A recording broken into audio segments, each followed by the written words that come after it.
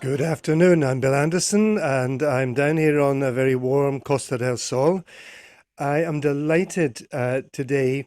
We finally managed to get our diaries together to be joined by Dr. Marisa Martín, who is the Chief Executive Officer and the Medical Director of the Cudeca Foundation. Welcome, Marisa. Hello, hello. It's lovely to be here, finally. Yes, indeed, indeed. It's you have such a busy timetable. I think it's just managing to get everything fitted together. Now, Marisa, we're going to be talking for most of the show about Cudeca, what the Cudeca Foundation is, and of course, the story of Joan Hunt, who set it up. But we're going to keep people in suspense just for a moment. Can you just tell us a little bit about yourself? The doctor, is it a medical doctor? Okay, yes, I'm a medical doctor. I trained to be a geriatric specialist, Right. and I actually began my career in palliative care nearly. I began looking after elderly people in a little hospital, Red Cross hospital. Yeah. And in 1990, a long time ago now, 32 years ago, the first palliative care unit that was set up in Malaga in the province was in this Red Cross hospital, and I was invited to be one of the leading doctors of this project. Right. Okay. So And I sorry, I remember the first time we met. I was saying, "No, come on, Marisa, that is not a typical Spanish accent. So you've obviously been around a bit, and because you have a beautiful English accent. But where did that come from?" well, my parents were immigrants in UK, so I was born in Cambridge, and I grew up in Cambridge until Right. I was 12. I didn't come to Spain, so I actually always say that I was a little English girl right up until I was 12, and then Right. I began the transformation into a Spanish lady. Yeah. And how did that transformation go? Was it difficult, growing up in a beautiful part of England and then coming over and sort of putting on the Spanish brain? How was that for you? That was really difficult, I must say. I would cry and cry because I was actually very, very much a little English girl. I Yeah, didn't even speak Spanish at that time properly. I could understand it, but at home we all spoke in English. So sure. it was quite traumatic, I must say, because it was a big change for me. Mm. Right. Okay. So we're going to move on, Marisa, because I know you've got a long story to tell. It's a very interesting story, and I really want to make sure we've got plenty of time for that. So first of all, the Codeca Foundation, what does Codeca stand for? Right. Cudeca is an acronym for the Spanish words cuidados del cáncer. It means cancer care. So Right, it's CU from cuidados, DE from del, and CA from cáncer. right. Cuidados del cáncer.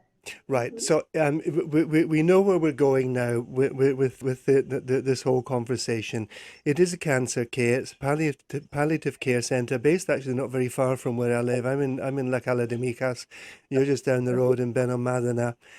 Um, right. Is this a service managed by the health service, or is it a private enterprise? Well, it's both really, because we began, of course, and we are a charity, and that's our mission is to care for any person that needs us. So Yeah. that's where we stand. But of course, we needed to integrate all our knowledge and all what we really wanted to do within the health system in Spain. Right. So because I've been working in that health system right up until 2007. Right. I tried to integrate both models, the hospice model and the palliative care public health model. And we have a contract with the Junta de Andalucía since 2006 for home care Right. and from 2011 for the inpatient unit.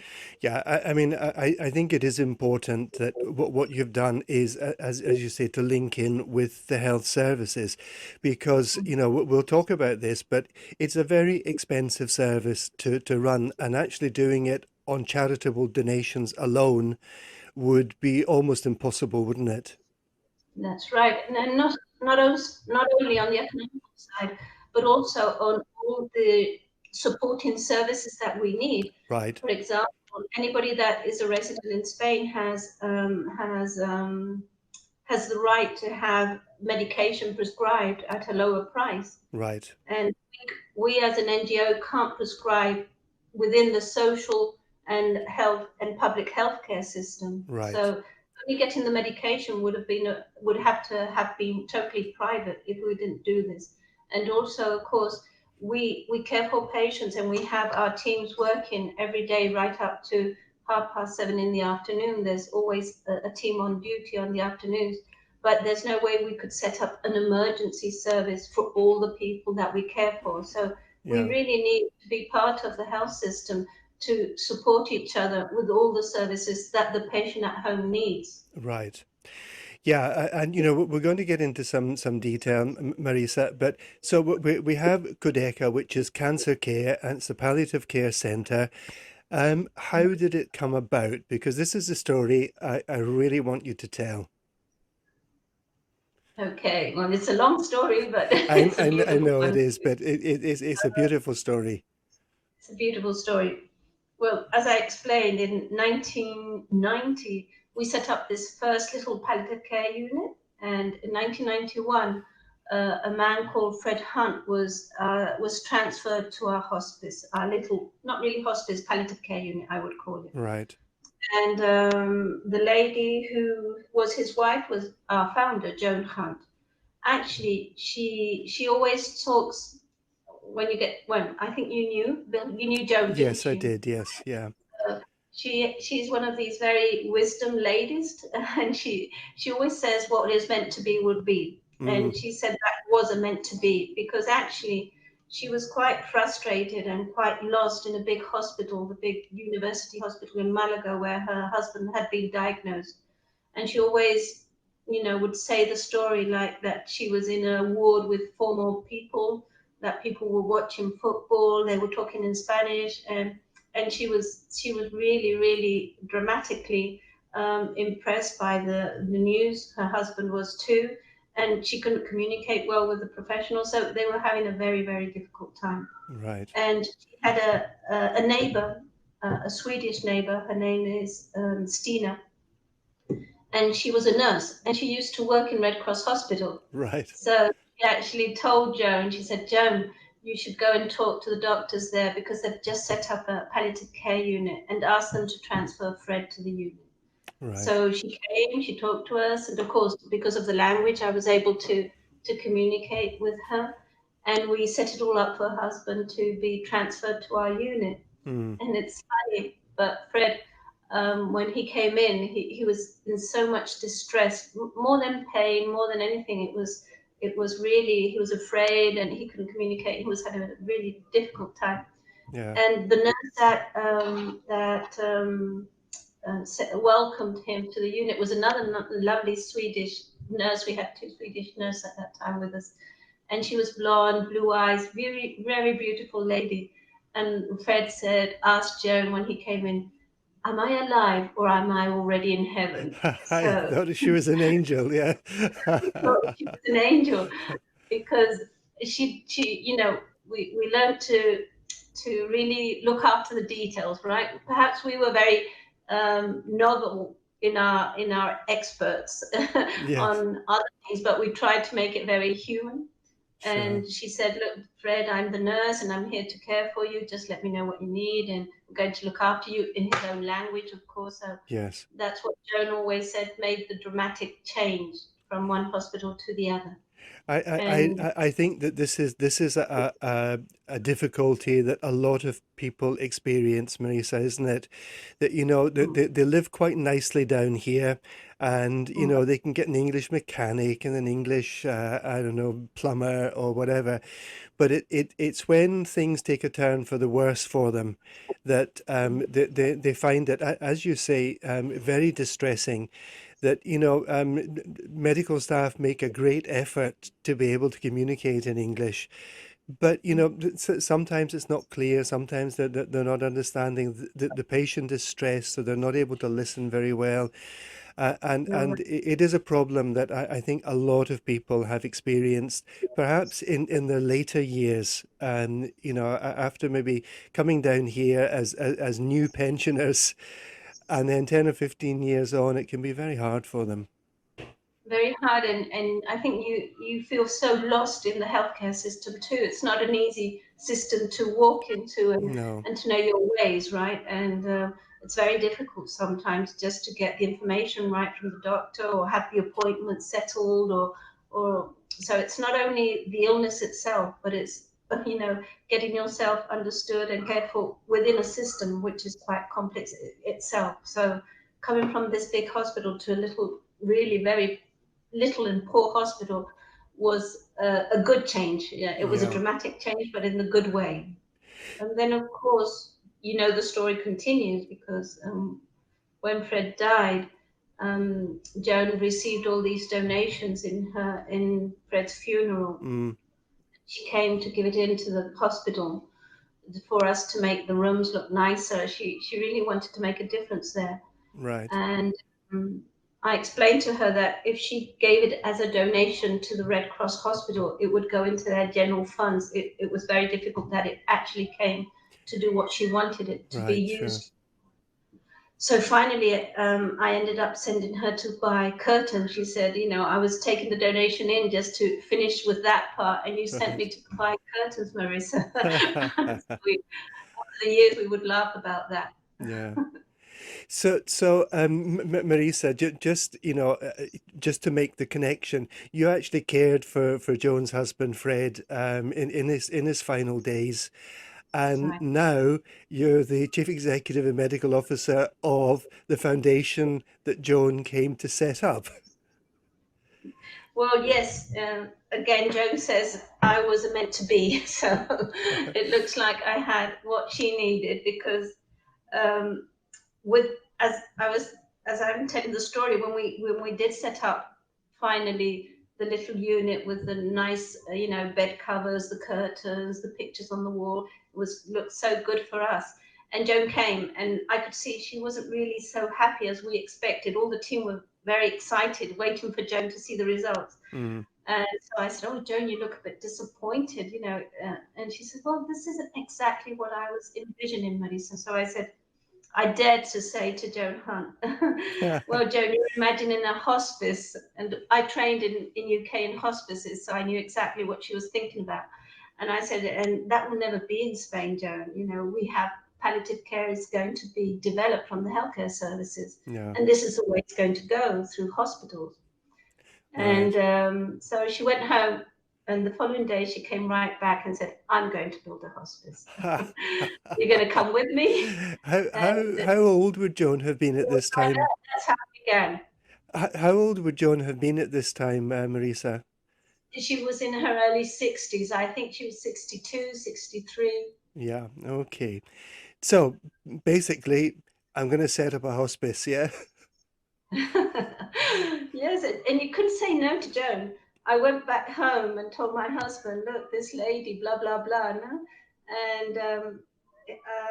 And he said, "If you're going to do it right." And I said, "Well, you know what that's going to mean. It's going to mean a lot of time." And, I already had my work in the hospital, my long duty, 24 hours. Yeah, So yeah, like putting something else in was quite complex at that moment. And I was actually at that time, that was 1992. I was pregnant of our first child. I always right, say I've got two children of the same age. I've got Cudeca and I've got Michael. So right. it was a big decision. It was a family decision, really. Uh-huh. But okay. But my husband did support me from the beginning and said, "Okay, do it right. If you're going to do it, just do it right."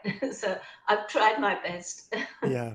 So, where did it exactly go from there? Was it the foundation that was set up first so that you had an umbrella under which to work, or That's right. what happened? What was the process? Well, Joan had it all very clear in her mind. As you know, she had retired very early because her husband was older than her. But she had become, I think she was at the level of a human resource manager of a huge company. Right. It was Burger Paints. Does that ring a bell? Yes, but Berger. Yeah, that's right. It does. Yeah. Well, she was human resource manager. I mean, in her early 50s, when she was about 50 or so, you can imagine the capacity of a lady Yes. being in direction in a big English company. So she, I would be the one asking all the questions. I would say, okay, Joan, where do we go from now? I know how to set up the services. That's what I know about, and I'm learning. So whatever, I'll be able to set that part up. Hmm. But where are we going to get the money from? And she was totally confident and with no doubt. She says, Marisa, the same as in UK. We get that from the community. We Right. get that from the volunteers. We get that from the people. The people are caring here. We've got an English community which will know what a hospice is. They will support us. Hmm. What we have to do is get things right from the beginning. We have to have a plan. We have to know what that plan costs, and we have to go for it. Right. And that's how we began. She would come to my long 24-hour duty days in the afternoon, and between a call and the other, she was there sitting in my little office, and she was, writing things, and I would come and say, oh no, don't do that, let's put it this way. So it was from day one that she began to put her mind to it and her heart to it, and her 24 hours to it. Right. And then I would say, okay, Joan, but okay, we're going to get the money from the volunteers and we've got to get the project, but what, how are we going to tell the community? How are we going to spread the news? And she said, oh, that's easy, Marisa. We do a press release. Right. I'm sure you know that's the way, Bill. Yes, indeed. But Joan, nobody knows who you and I am. So who's going to come to the press release? She says, that's not the problem. That doesn't matter. What is important that we set a target and we commit ourselves in front of everybody to do it. Yeah. But what we need to remember, of course, Marisa, is if this was back in the 1990s, we That's didn't have the the social media and the whole sort of internet bandwagon. mobile phones. We didn't have mobile phones. Yeah, yeah. So it was actually, when we think about it now, if you were to ask that question, how are you going to get the message out there? Well, it's like, oh, I'll put it on Twitter and I'll put it on Instagram and I'll put it on Facebook and I'll do a YouTube and I'll do that. But it was a very different world, some of us are actually old enough to remember what it was like in the 1990s, and it didn't really resemble the world of today, did it? I'm more or less now getting to Joan's age right now when she began Cudeca, and I was always thinking. Now I think about this a lot. I see it in a different way. All the challenges she had in front of her. I mean, she could have just retired, gone back to UK, or just kept a normal life, and she Sure. began a second 24-hour working Yeah. life, which she kept right until the end. Right. But she was devoted to the project. So this was in still the early to mid 1990s, yeah.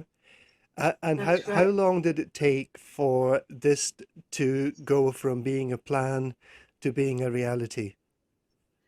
Well, very, very quick. It was incredible. The Really? support, the leadership of Joan. We did the press release, and I remember we did it in Marbella, and Union Against Cancer came, and the lady that was like a very patronizing, you say, with Joan, Yes, and very yeah, condescending. Oh, there's a lovely old lady. Look what she says she's going to do. Um, but the truth is, we were constituted as an association to begin with in 1992. right, In 1994, only 2 years after, we had enough money in the bank to contract the first team, home care team, because from day one, when Joan put her telephone number of her own house in the newspaper for people to call and support us, she would get calls from English people that were living on the coast that had cancer. right, And so she would call me in the hospital and she would say, Marisa, what are we going to do? I said, well, we're going to go and see them, Joan. That's what we said we're going to do. So let's begin and we'll go and see them. So some of the nurses from the hospitals, some of the doctors, and myself, we would do turns to go and see the patients on voluntary basis in the afternoons. right. So that's how we began, and we did this for 2 years. And Hmm. in 1994, we had enough money in the bank to contract the first home care team, a Okay. doctor and a nurse. And I remember this was another joke because we said, no, the first thing we're going to contract, Marisa, is a secretary. I said, no way, Joan. We need we need the home care team. She said, no, no, no. We have to make things right. And every little peseta, because we're talking about pesetas, Yes, of course. into Cudeca has to have a receipt back. And we need the secretary now because the money's coming in and I want that to be right. So finally she gave me my wish to contact first the nurse and the doctor, but I think it was like 2 months afterwards we had the secretary and Yeah. taking taking over the accounts and making sure the accounts were totally transparent and reliable. I mean, this was a very smart move on Joan's part, wasn't it?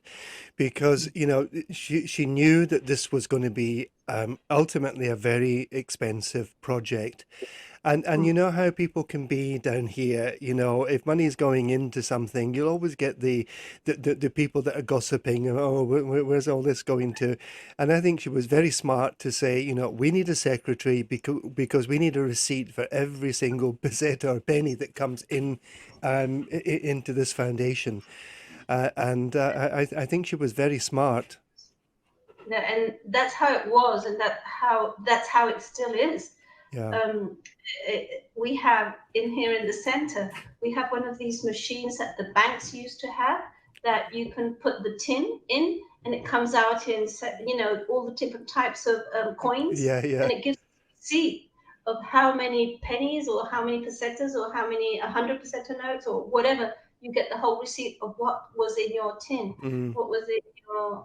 So it's to that detail that we still continue working. She really set up the standards to be solid and sustainable in the future, right. and that was very, very, very important. And she taught all of us to look after money in a very, very special way. Yeah, And we owe this to the people that rely on us and are confident on us. So sure.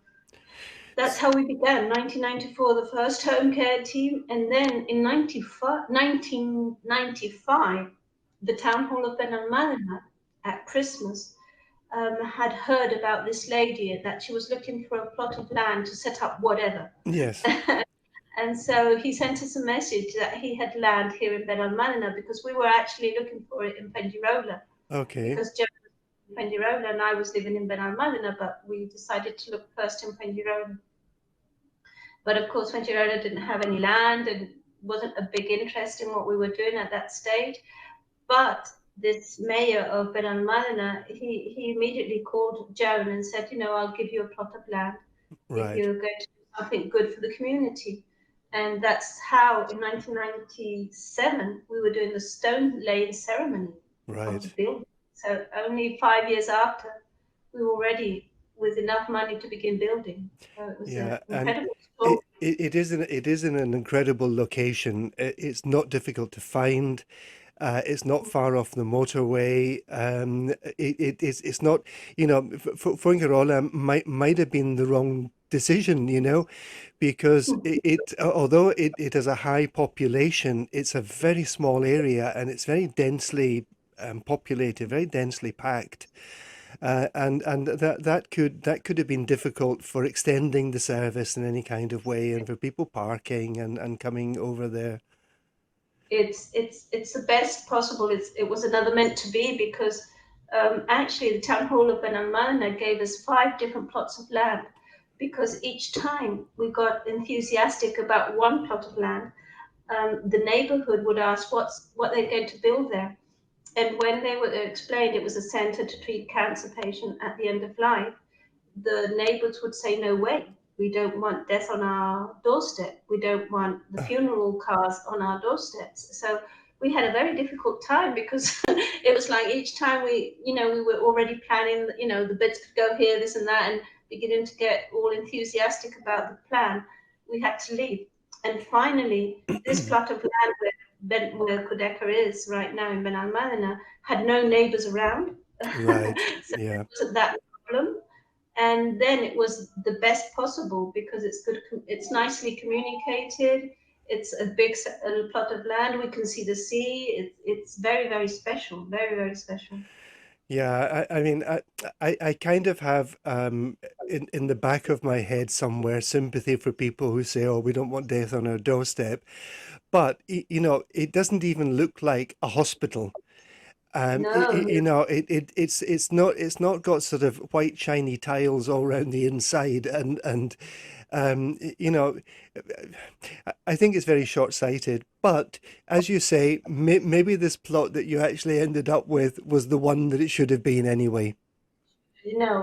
Joan was confident that the best would come. She was always confident for that. So it Hmm. was like that at the end.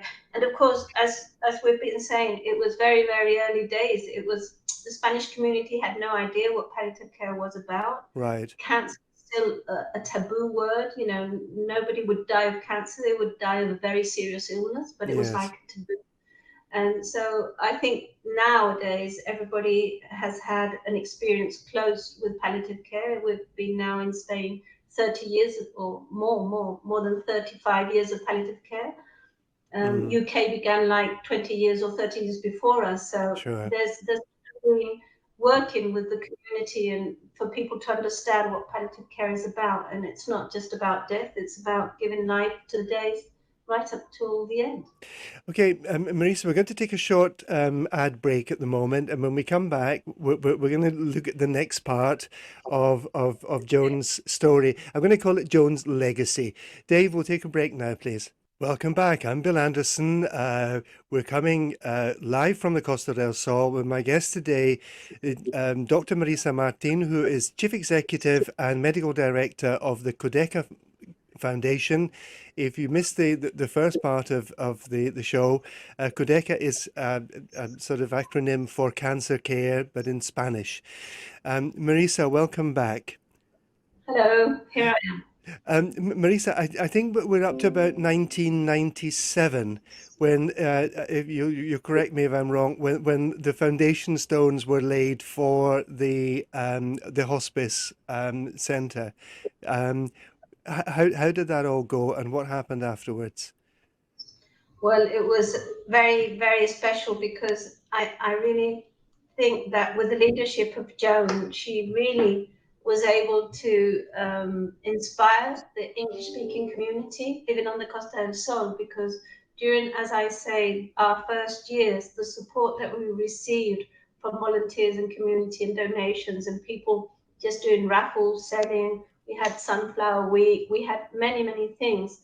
We were able, as I said, to contract the team in 1994 and to begin to build in 1997. Right. So, and in 3 years' time, we had built enough of the hospice. We had built everything except the inpatient unit. And Okay. we were able to move from our little offices in Fuengirola right to this new center, which was still missing the building of the inpatient unit. So in three Right. years, we were able to sit in the new building. It was Right. incredible.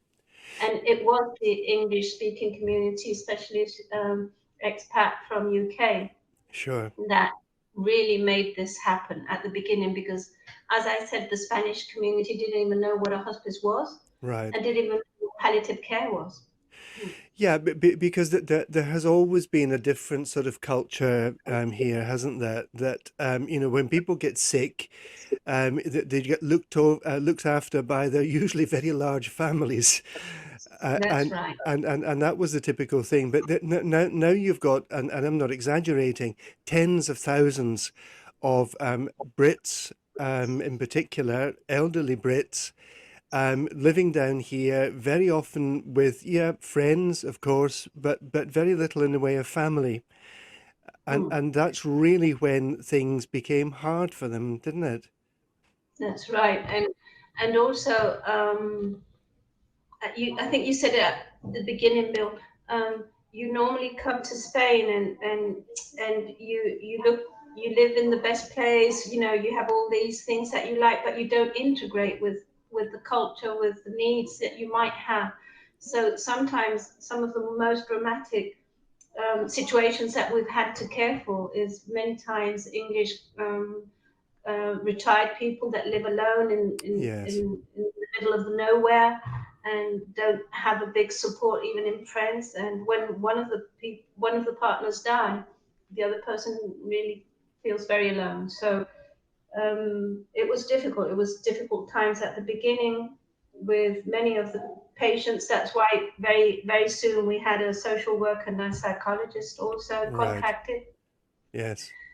Okay, and when we actually went into the home care, to the new building, I mean, we already had at that stage 3 home care teams with psychologists and nurses and Right. doctors and social workers working, because the majority of what we do is not really inside the hospice, it's at home, in the homes of the people that Sure. we care for. Sure. And when did the inpatient part arrive? When did that sort of get Big underway? story. That's another big story, another big story, because we were saving our money to get the inpatient going. But of course, all the money coming in was already spent on caring by that time. Sure. So we actually went to care for this English lady. She was caring for her husband who had Alzheimer's, and Right. home care team only did 1 visit. And the next thing we knew about her is that she had got into her car and put the car on, and she had died with her husband in her car in her garage. Oh dear. She had left a little note, handwritten by her that day, saying that everything she had in the bank was for Cudeca Hospice. Oh my goodness. It was a terrible story because it was very sad that this lady decided to commit suicide, and in a way, she killed her husband because she was not going to be able to care for him any longer. Right. But actually, in the bank, she had, let me get the right figure, 500 million pesetas. Right. I can't translate that to euros right now, but But well, I think it's nearly, s- it, nearly 3 million euros. it's a lot. No, I can't remember. It's like 6 to 1, but that's a lot. It's probably about a had been hundred 600 millions, it would have been 3 million euros. equivalent. Yeah. Yeah. So with that money, we built the whole inpatient unit. Right. So if you come to Cudeca, you'll see we did a little ceramic at the beginning of the ward where we honor this lady and her husband's name for giving such a huge donation towards Yeah. our hospital. Yeah. So at the So end of 2006, that was 2005, and in 2000, that's right, in 2005, we inaugurated the inpatient unit. From 2000, it took us like nearly 4 years to build it. yeah. And Joan didn't sort of sit back once you had the inpatient unit set up and say, right, that's me done my bit, did she? No, she was actually in charge of the development of all what wasn't care inside of Cudeca. She was the boss of fundraising, of communication, and of the shops. Of course, we haven't talked about the charity shops. Sure. That was another big issue Mm. because when she said, where we're going to get the money from, and she says from the community, and she said, and we'll set up charity shops, Marisa. And I said, oh no, that will not, that won't go well. We don't buy secondhand things, Joan. Oh my gosh. Yes. We have 27 charity shops in the province of Malaga today. Yeah. It's amazing. It's incredible. Y- Really incredible Yeah, what it it's has it's achieved. it's very interesting, Marisa, what has happened here with charity shops because they're not native to Spain. And my wife grew up in Australia, and when we met and she eventually moved down here, um, she said, "I just love that there are charity shops," because she was sort of used to those, and Saying no way would we buy in, there weren't any charity shops, and there no, still aren't really. Quebecers really put the charity shops in the front of everybody, and we're very successful. Each charity shop means to have an average of 30 volunteers yes, submitted and committed to work in them one day a week, 4 hours. That's what we ask every person that wants to be part of a charity shop. Yeah. And having 27 charity shops, just multiply that 3 times, and you'll Yeah. see the amount of nearly more than 850 volunteers just working with us on the charity shops. I mean that's a job in itself, isn't it? The sort of maintenance, the recruiting, the training, the whatever of the volunteers is a massive job. Yes, right now in the volunteer department, we have 4 people working Right. because you have to, we're very conscious that we want people to be part of the project, even Mm. if you just do 4 hours a day in a shop because you like it. No, you've got to know where your effort is going to. You've got to Yes. understand the meaning of this because it's important what you do every day. It's very important for Mm. a patient at the end of the line. Yeah, and Joan's ideas for extending and improving the hospice didn't end at the inpatient. Yeah. Well, it's from the beginning when we designed what Cudeca was going to be and we announced it in this press release that I told you about. Mm. We had 2 parts. We had the caring part, and that's exactly what's happened.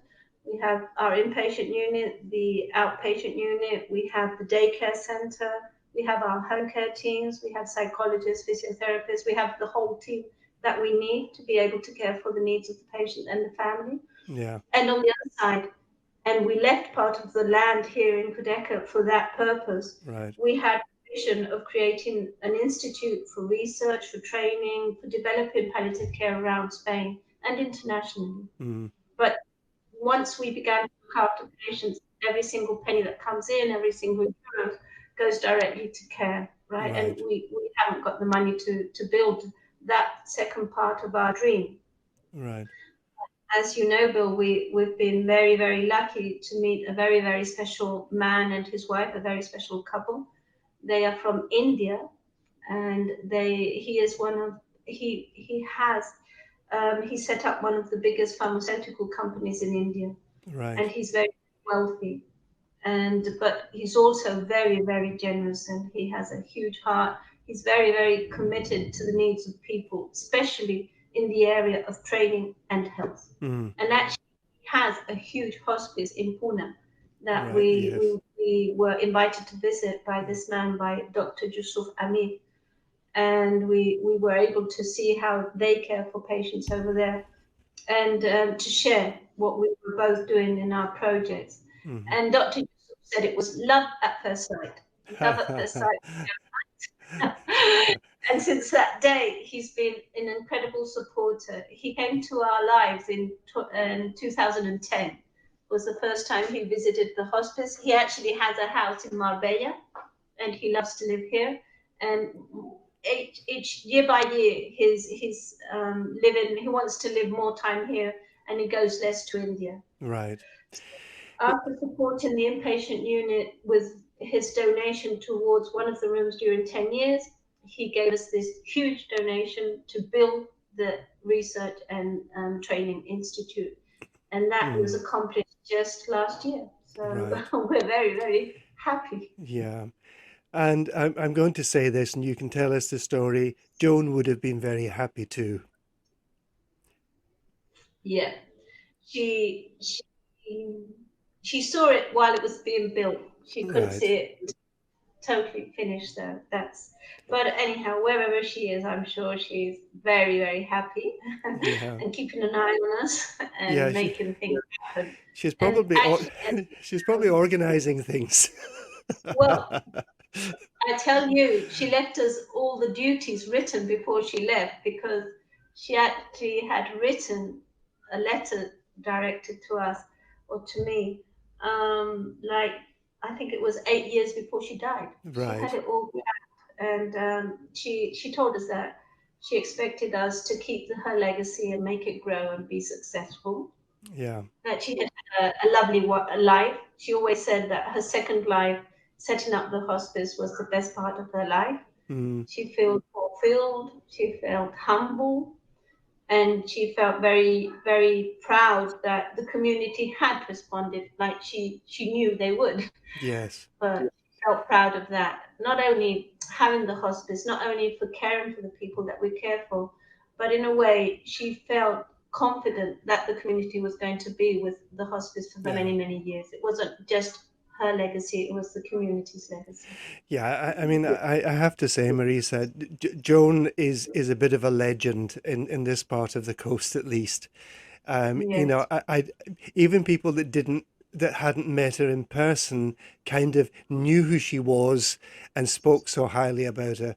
And you know, she had this reputation here. You know, she just knew so many people, and so many people knew her. And I'm sure she exploited every one of those relationships the best that she could. She sure would. She was devoted to Cudeca, and all her thoughts, all her efforts, all her heart was put there in Cudeca. Yeah, And she had a really good sense of humor. You could have really good laughs with Joan too. You know, yeah, she had this fragile type of image, but she was solid as a rock yeah, and had a great sense of humor. She was interested in life. She was interested in people. She loved technology and everything new. You know, always with a very bright mind and always positive, very energetic. Very little times I seen her say, "Oof, this is going wrong." yeah. You know, and if anything went wrong, she would say this again. It's meant to be, Marisa. Just keep calm. Whatever's good is going to come in our way later or soon, or sooner or later. You know what, Marisa? I think that is such a wonderful philosophy that, you know, Mm. people do things and, you know, not every plan that we have works out.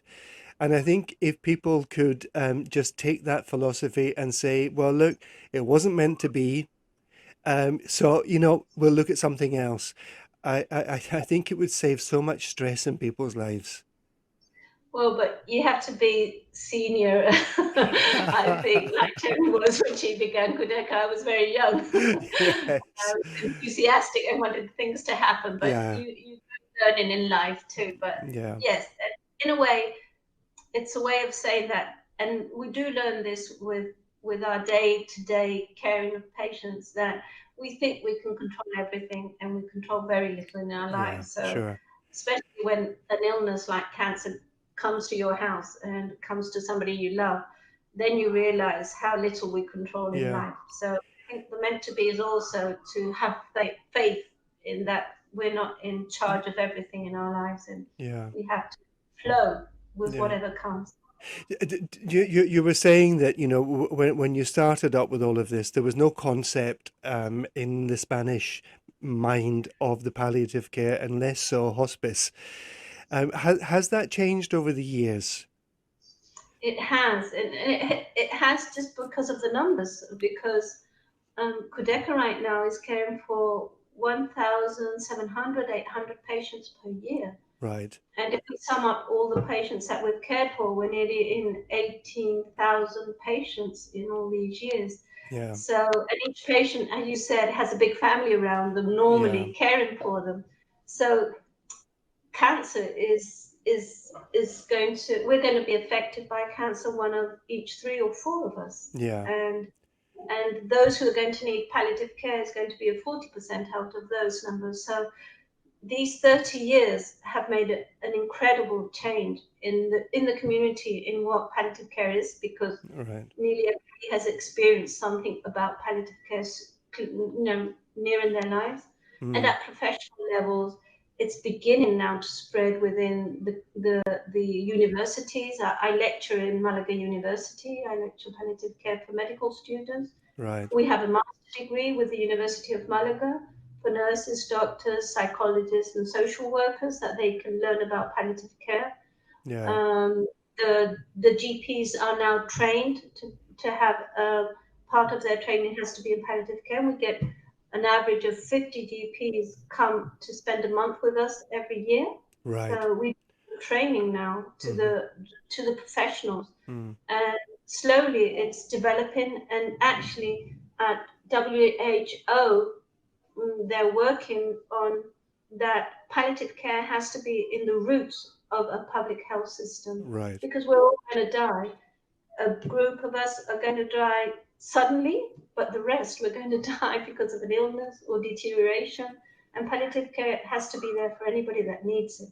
Yeah, and listen, Marisa, when you're saying that you've cared for 18,000, over 18,000 patients, you know, I would like to double that number, because, you know, the patient is one thing, but the family that you're supporting, you know, when you add that number into the equation, the volume of work that Cudeca has done since Joan had this idea is staggering, isn't it? It is, and it keeps on growing and growing and growing. And as you know, I think you know, we are now we set up this campaign at the end of last year just to honor Joan Yes. and also to honor her legacy and set up the children's hospice. Hmm. So it's not only the numbers are growing, but although we already cared for children for now 10 years, we've been caring for children, but we didn't have a special unit for them, a special house for them. And we're in this project now. So Yeah. the needs are there, the needs are growing, and we still need the support. We still need everybody to, like Joan said, Yeah. be responsible with us for the hospice. Yeah. Well, I got a message from Dave, our producer, saying that if you have events coming up, he's very happy to help to publicize these. So I shall be speaking to Esther about that, and Okay, yeah. put Esther in contact with Dave. And yeah, I mean, Marisa, I don't think there are many of us that haven't been touched, had our lives touched by cancer. And I'm thinking, you know, of parents, of wider family members, of friends, of siblings, of partners. I don't think there are many people who haven't been touched by this. So this is something that's not going to go away, isn't it? No, I think when I began, only less than a 50% of cancer was curable, Mm, and 30 years after, more than a 60% is curable. And if not, they make it as chronic as possible. right. So things are changing. Mm, But of course, palliative care is not only for cancer now, it's for any life-threatening illness at the end stage, at the final stage. yes. So palliative care is a need. It's a universal need, and Cudeca wants to be here to care for the people that we have Sure. around us, and be able to support them and their families. As you say, the family is really one that cares for people at home.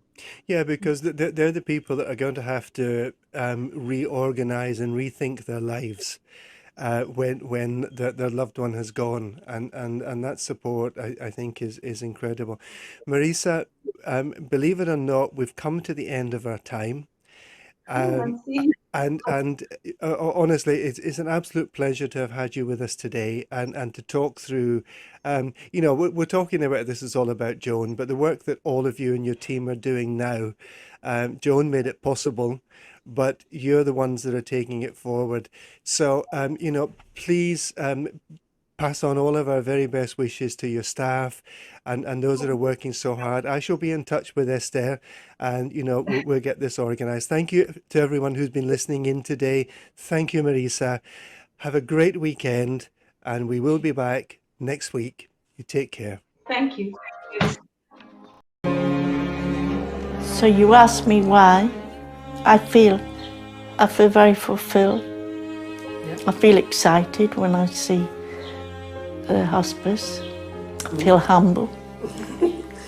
The lovely garden and all the staff we have, which You shouldn't I've feel told humble, you should feel very proud. Yeah, but you know, to think that people trusted me. Yeah. But I want people to understand that the hospice is theirs. Yeah. They built it, you know. They donated money to it. And it's very much a community hospice, and I just pray that they will continue to be interested. Because if interest fades, Cudeca will fade. And that would be heartbreaking. That would be heartbreaking. Anyway, I'll come back and haunt them if they do that. You might not have gone by then. You'll be still around here for many years to come. One of they call me an angel, I told you that, so I'll be flapping about and catching my whip on them. Carry on. Help Cudeca, please help Cudeca.